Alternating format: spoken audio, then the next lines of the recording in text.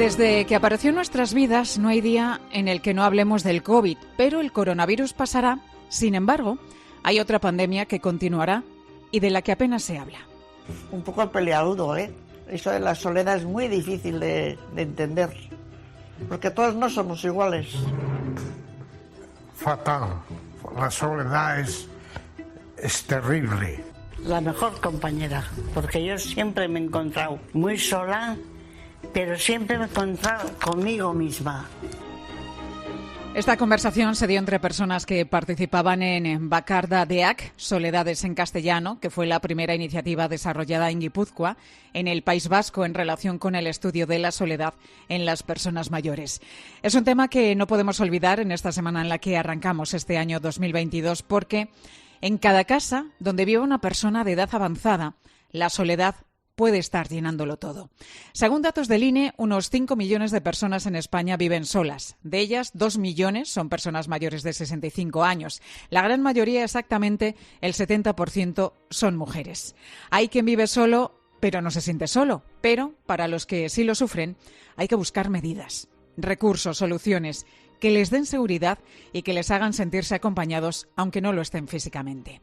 Para atajar esta situación, en 2018 se empezó a hablar de la Estrategia Nacional contra la Soledad Crónica no deseada de las personas mayores, una estrategia que el Gobierno empezó a estudiar con las comunidades autónomas. Pero la realidad es que acabamos de iniciar este 2022 y no tenemos por el momento ninguna medida implantada que ataje este problema. Blanca Valdivia tiene 79 años, vive sola en Vigo, pero rebosa vitalidad. Dice que la clave para afrontar la soledad es no abandonarse, obligarse a ser una persona activa. A mí no me gusta salir, por decir algo, pero estoy todo el día en la calle. ¿Por qué? Porque creo que es muy importante obligarte a ciertas cosas que, aunque te dé pereza, no tienes más remedio que hacerlo. Pues vas a clases, vamos al colegio, igual que cuando éramos pequeños. Hay montones de sitios que no es cuestión de dinero, es simplemente de información, donde tienes de todo. Blanca cree que además la soledad es una etapa más de la vida y que a medida que se cumplen años hay que ir mentalizándose de que nos podemos quedar solos. Yo creo que la vida son etapas y la soledad es otra etapa de la vida y como tal creo que hay que tomarla. O sea, no podemos estar esperando, hay que empezar ya antes de que te quedes sola, de que te llegue ese momento, tienes que empezar a prepararla. Por ejemplo, la persona que ha sido ama de casa y ha tenido muchos hijos, pues los hijos empiezan a ir y a los 45 años te puedes encontrar sola porque tus hijos se han ido todos.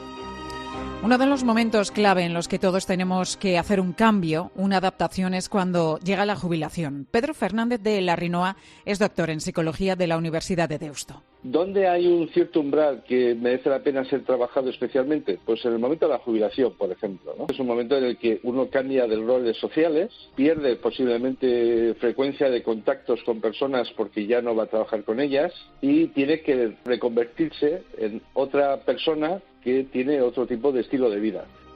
Pues es en ese momento en el que entra en acción el conocido como envejecimiento activo, un proceso que pretende optimizar la salud, la participación también en la sociedad y la seguridad, pues a medida que se van cumpliendo años.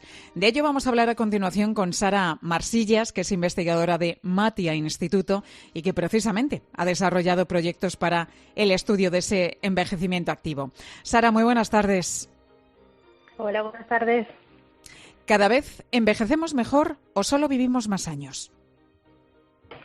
Yo creo que cada vez envejecemos mejor, ¿no? A la luz están los datos de que cada vez pasamos más años con una buena calidad de vida, sin una dependencia grave, ¿no? O sin procesos que nos dificultan la continuación de nuestros estilos de vida. Yo creo que cada vez vivimos mejor, lo que no quiere decir que no haya pues que seguir avanzando, ¿no?, en la calidad de vida y el bienestar de las personas. Sara, ¿qué es lo que tenemos que hacer? ¿Qué hábitos tenemos que adoptar o cambiar que son indispensables para poder envejecer de una manera óptima? Eso es una buena pregunta, porque sí que hay algunos hábitos, ¿no?, que tenemos un poco como más claros, ¿no?, o claros o en la cabeza en cuanto a la alimentación, en cuanto a la higiene del sueño, ¿no?, al dormir bien, al beber agua. Hay una serie, el ejercicio físico, hay una serie de cuestiones que más o menos sabemos.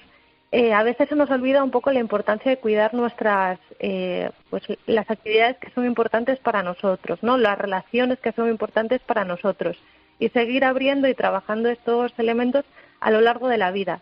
Esa parte yo creo que es fundamental, especialmente en momentos o transiciones vitales, ¿no? En los que pueden darse unos cambios un poco radicales de lo que hacemos, ¿no? y de lo que nos importa. ¿La soledad, Sara, es la mayor enemiga del envejecimiento activo? Yo no trataría de convertir a la soledad en un enemigo. Creo que sí que la soledad puede ser una experiencia que se vive como muy dura, ¿no? Una situación que se puede vivir como muy dura, pero no es una enemiga. Yo creo que podríamos abordar o hablar más de soledades, ¿no? Y cuáles son las soledades en las que deberíamos trabajar o incidir para mejorar un buen proceso de envejecimiento, ¿no? Y lo importante también es que tengamos en cuenta que estemos conectados un poco con nosotros mismos, no olvidarnos de esa faceta. No tanto enemiga, pero sí que desde luego puede ser una situación difícil que nos puede plantear algún que otro reto para continuar con nuestras inquietudes y con nuestro proyecto de vida. Y dentro de ese estudio del envejecimiento activo que lleváis a cabo, Sara, empleáis el concepto de amigabilidad. ¿Qué es exactamente y qué beneficios aporta? La amigabilidad, nosotros tenemos un proyecto con el Gobierno vasco, tiene un proyecto en el que nosotros trabajamos y que coordina mi compañera Elena del Barrio, ¿no? Y un poco lo que trabajamos es la amigabilidad de los entornos, que va más allá de la parte de la accesibilidad física, ¿no? Sino que tiene en cuenta toda la parte de la amigabilidad en cuanto a lo social, ¿no? A la importancia de cuidar lo social respecto al envejecimiento. Entonces, pues tiene un poco que ver con cómo son o cómo adaptamos los entornos o cómo trabajamos con los entornos, con las comunidades, para que sean pues que las personas mayores sean unos ciudadanos como otros, ¿no? Y que sus derechos se escuchen y tengan una participación activa en la sociedad. Pues Sara Marsillas, investigadora de Matia Instituto, gracias por estar con nosotros en Mediodía COPE. Muchísimas gracias.